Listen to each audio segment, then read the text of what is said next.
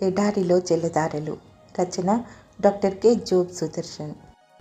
నీవు నన్ను నిశ్చయముగా ఆశీర్వదించి నా సరిహద్దును విశాలపరిచి నీ చెయ్యి నాకు తోడుగా ఉండ దయచేసి నాకు కీడు రాకుండా దానిలో నుండి నన్ను తప్పించుము. దినవృత్తాంతములు మొదటి గ్రంథము 4:9-10.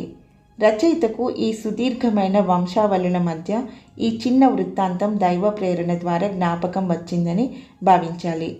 ఈ 2 వచనాలలో రమ్యమైన ఒక జీవిత కథ ఇమిడి ఉంది. ఎబ్బేజు అనే పేరుకు వేదన అని అర్థం. దినవృత్తాంతములు మొదటి గ్రంథం 2:5లో ఉన్న ఎబ్బేజు అనే ఊరి పేరు అతని మూలంగా ఏర్పడిందేమో తెలియదు.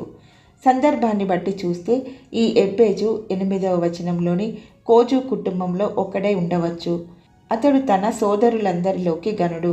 ఈ మాట ఆదికాండము 34:19ని జ్ఞాపకం చేస్తున్నది.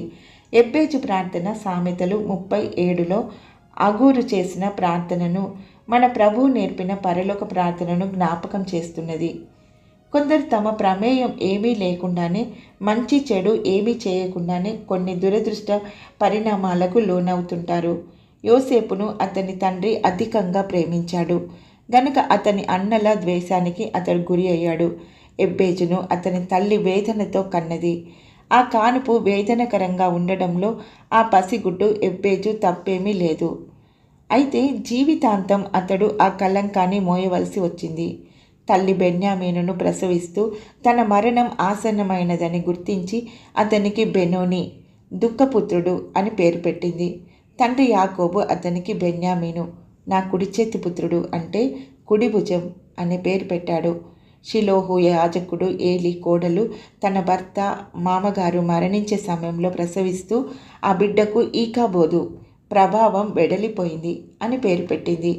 చిన్న బిడ్డల ప్రమేయం లేకుండా తల్లిదండ్రులు తమకు ఎదురయ్యే దౌర్భాగ్యాన్ని బట్టి పిల్లలపై ఆ పాపం మోపుతుంటారు. కోడలొచ్చాక కలిసొచ్చిందని, వీడు పుట్టాక దరిద్రం మొదలైందని చెప్పుకునేవన్నీ మూఢనమ్మకాలే. అభం శుభం తెలియని చిన్నవారిని ఇలా వేధించడం తగదు. ఆ తల్లి అతనికి వేదన అనే పేరు పెట్టింది. అయితే ఎబ్బేజులోని అసాధారణ లక్షణం, అతడు తన సహోదరులందరిలోకి గనుడయ్యాడు. అందుకు కారణం అతడు చేసిన ప్రార్థన. ఎబ్బేజు తన జన్మ కలంకాన్ని తన విశ్వాసం ద్వారా, ప్రార్థన ద్వారా అధిగమించాడు. నా బ్రతుకంతేలే, నష్టజాతకుని అనుకునే దుఃఖభాగులతో ఎబ్బేజు ఈ రోజున మాట్లాడుతున్నాడు. ప్రసవం సమయంలో ఇతడు తన తల్లికి బాధ కలిగించాడు. అయితే తన జీవిత కాలంలో ఆనందం కలిగించాడు. తన ప్రజల మధ్య ఘనత పొందాడు. మనుషుల గత చరిత్రను మార్చగల దేవునికి మొరపెడితే జాతకాలే మారిపోతాయి.